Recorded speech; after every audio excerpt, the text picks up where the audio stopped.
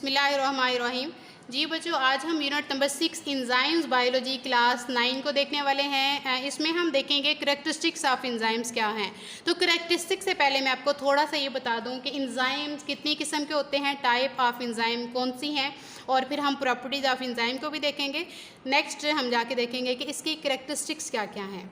Enzymes can be categorised on the basis of the site where they work.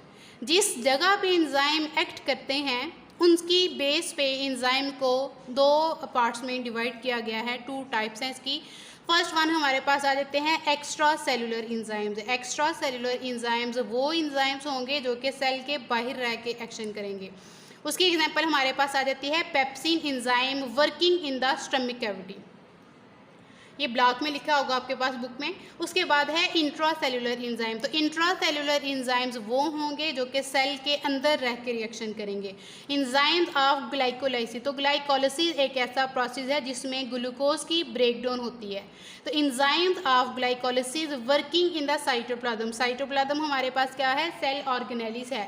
It's means कि ये काम कहाँ पे हो रहा है, सेल के अंदर हो रहा है, इसलिए हमने इसको क्या टर्म दी है, intra cellular enzymes. Enzymes of glycolysis working in the cytoplasm. उसके बाद आ जाती हैं हमारे पास प्रॉपर्टीज़ ऑफ इंजाइम कौन कौन सी हैं। तो प्रॉपर्टीज़ की बात करें तो पहले मैंने आपको बताया कि इंजाइम्स किस चीज़ से मिलकर बने हैं, प्रोटीन से। तो अगर हम प्रोटीन के बिल्डिंग ब्लॉक्स की बात करें तो वो अमाइनो एसिड्स हैं, ठीक है। तो इट्स मीन के इंजाइम भी क्या है, अमाइनो एसिड से बने हुए हैं, और इनकी स्ट्रक्चर क्या आती है, ग्लोबुलर स्ट्रक्चर आती है। उसके बाद ये है कि ये enzyme as a biocatalyst के तौर पे काम करते हैं। तो ये क्या हुए, दे आर कैटलिस्ट। उसके बाद ये है कि इंजाइम हाईली स्पेसिफिक है अपने काम के लिए। लाइपेज इंजाइम अगर लिपिड्स पे काम करता है तो वो लिपिड्स पे ही करेगा, वो कार्बोहाइड्रेट्स और प्रोटीन पे नहीं करेगा।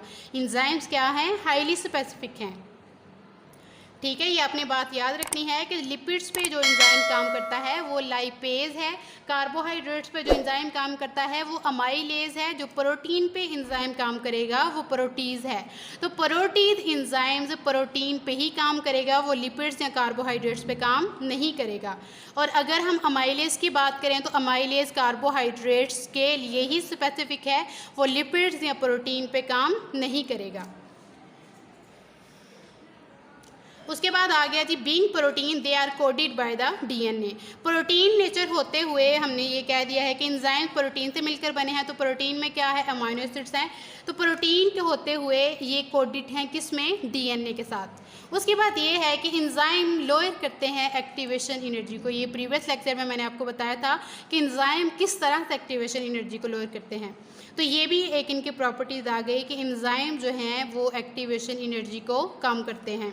ग्लोब्यूलर स्ट्रक्चर है इनकी, और ये एज अ कैटलिस्ट के तौर पे काम करते हैं। और एंजाइम जो हैं हाईली स्पेसिफिक हैं कि जिस चीज़ पे उन्होंने एक्शन करना है वो सिर्फ उसी पे ही एक्शन करेंगे, किसी और पे नहीं करेंगे। और प्रोटीन के होते हुए ये किस चीज़ में, they are coded by DNA. उसके बाद लास्ट वाली प्रॉपर्टीज़ इनकी क्या थी कि एंजाइम्स लो करते हैं किसको, एक्टिवेशन एनर्जी को। जी, उसके बाद हम अपने मेन टॉपिक पे आते हैं, और ये मैं आपको बेटा बताती चलूँ कि ये बहुत बहुत इम्पोर्टेंट आपका डिटेल क्वेश्चन है, करेक्टरिस्टिक्स ऑफ इंजाइम्स। ये बहुत दफ़ा आ चुका हुआ है बोर्ड में, करेक्टरिस्टिक्स ऑफ इंजाइम कि इंजाइम की खूबियाँ क्या हैं, क्या खसूसियत है इनकी। तो इंजाइम्स क्या है, ग्लोब्यूलर प्रोटीन है, ठीक है, और किस चीज़ से मिलकर बने हैं, long linear chain of amino acid से, that fold to produce a 3 dimensional molecule. वही जो लॉन्ग चेन है अमाइनो एसिड्स की वो फोल्ड हो रही है, तो क्या शेप लेके आ रही है, 3 डायमेंशनल मॉलिक्यूल की शेप लेके आ रही है, ठीक है। इंजाइम्स है क्या, ये ग्लोब्यूलर प्रोटीन्स हैं, किस चीज़ से मिलकर बने हैं, लॉन्ग लीनियर चेन, किस चीज़ की, अमाइनो एसिड्स की, that fold to produce a 3 dimensional molecule. तो सबसे पहले जो था ये इंजाइम्स की टर्म किसने यूज़ की, 1878 में जर्मन फिजियोलॉजिस्ट था हमारे पास विनियल कोल्ले, उसने सबसे पहले जो था इंजाइम्स की टर्म यूज़ की। अब हम करेक्टरिस्टिक देखते हैं कि क्या है ये। Almost all enzymes are protein. तकरीबन सारे जितने भी इंजाइम्स हैं वो क्या हैं, वो प्रोटीन हैं। क्यों प्रोटीन, इसीलिए हैं कि वो long linear chain of amino acid से मिलकर बने हैं। तो अमाइनो एसिड क्या है, बिल्डिंग ब्लॉक ऑफ प्रोटीन क्या है, अमाइनो एसिड्स है। Almost all enzymes are protein, they are made of amino acids. उसके बाद सेकंड वाला हमारा करेक्टरिस्टिक क्या है कि most enzyme reaction rates are million of time faster than those of comparable uncatalysed reaction. इसमें मैंने कैटलिस्ट प्रीवियस लेक्चर में आपको बताया था कि कैटलिस्ट वो सब्सटेंस है जो कि किसी भी केमिकल रिएक्शन को स्पीड अप करता है, ठीक है। अब यहाँ पे हम क्या कह रहे हैं कि बहुत सारे इंजाइमेटिक रिएक्शन रेट जो हैं उनका rate millions of time faster होता है। ऐसे रिएक्शन जिनमें इंजाइम होंगे उनका रेट क्या होगा, मिलियंस ऑफ टाइम फास्टर होगा। ऐसे रिएक्शन जिनमें इंजाइम नहीं होंगे, इंजाइम एज अ कैटलिस्ट के तौर पे काम नहीं करेंगे, उनका रेट क्या होगा, लो होगा। इट्स मीन इस वाले पॉइंट का जो मतलब है वो ये हुआ कि अगर किसी केमिकल रिएक्शन को इंजाइम जो हैं, इंजाइम उस केमिकल रिएक्शन में हिस्सा ले रहे हैं, उसको कैटलाइज कर रहे हैं, तो रिएक्शन की स्पीड जो है वो बहुत ज़्यादा होगी। और अगर किसी केमिकल रिएक्शन में इंजाइम जो है वो कैटलिस्ट के तौर पे यूज़ नहीं हो रहे तो फिर रिएक्शन की स्पीड क्या होगी, लो होगी। उसके बाद थर्ड वाला हमारा आ गया करेक्टरिस्टिक्स कि enzymes are very specific for the type of reaction. मैंने पहले ही आपको ऑलरेडी बता दिया है कि इंजाइम्स क्या हैं। Enzymes are highly specific. Highly specific का मतलब है कि जिस चीज़ पे एक इंजाइम ने काम करना है वो उसी चीज़ के लिए स्पेशल है, वो किसी दूसरी चीज़ पे एक्शन नहीं करेगा। लाइपेज इंजाइम किस चीज़ पे एक्ट कर रहा है, लिपिड्स पे, ठीक है। लाइपेज इंजाइम किसके लिए स्पेसिफिक है, लिपिड्स के लिए। और अमाइलेज किसके लिए स्पेसिफिक है, कार्बोहाइड्रेट्स के लिए। अगर हम प्रोटीज़ की बात करें तो प्रोटीज़ किसके लिए स्पेशल है, स्पेसिफिक है, प्रोटीन के लिए। Enzymes are very specific for the type of reaction and for the nature of their substrate, के कौन सा सबस्ट्रेट है जहाँ पे इंजाइम ने एक्शन करना है, एक्ट करना है, उसकी नेचर के लिए भी ये बड़े स्पेसिफिक हैं। और जहाँ पे इन्होंने जिस किस्म का रिएक्शन करना है उसके लिए भी इंजाइम्स बहुत स्पेसिफिक हैं। Only a small portion of enzymes molecule is directly involved in catalysis। enzyme molecule का बहुत थोड़ा सा पोर्शन जो है वो डायरेक्टली इन्वॉल्व होता है कैटालिसिस में। उस कैटालिटिक रीजन को हम क्या नाम देंगे, active site. Only a small portion of enzyme molecule is directly involved in catalysis। Enzyme molecule का बहुत थोड़ा सा पोर्शन जो है वो किसी भी कैटालिसिस में थोड़ा सा यूज़ होगा। और उस कैटालिटिक रीजन को जो कि स्मॉल पोर्शन है, उस कैटालिटिक रीजन को हमने क्या नाम देना है, एक्टिव साइट का नाम हम उसको दे रहे हैं। उसके बाद आ जाता है प्रोडक्शन ऑफ इंजाइम्स। इंजाइम्स की प्रोडक्शन को हम इंक्रीज़ भी कर सकते हैं, डिक्रीज़ भी कर सकते हैं by a cell according to needs. जितनी सेल को जिस इंजाइम्स की ज़रूरत है उसको इंक्रीज़ भी किया जा सकता है, जिसकी ज़रूरत नहीं है उसको डिक्रीज़ भी किया जा सकता है। जो भी सेल की नीड होगी उसी के अकॉर्डिंग हम इसको कंट्रोल कर सकते हैं। Enzyme activity can also be regulated by inhibitors. Inhibitors का मतलब है रोक देने वाला, और एक्टिवेटर का मतलब है काम करने वाला, एक्टिविटी करने वाला। Production of enzymes can be increased or decreased by a cell according to needs. Enzyme activity can also be regulated by inhibitor and activator. उसके बाद आ जाता है नेक्स्ट वाला पॉइंट हमारा कि some enzymes do not need any additional component to work. कुछ enzymes को काम करने के लिए किसी दूसरे कंपोनेंट की ज़रूरत नहीं पड़ती, लेकिन अदर जो होंगे कुछ इंजाइम्स को काम करने के लिए नॉन प्रोटीन मालिक्यूल की या फिर आयन की ज़रूरत होती है। उसको हम नॉन प्रोटीन मालिक्यूल को हम क्या नाम देंगे, कोफैक्टर का।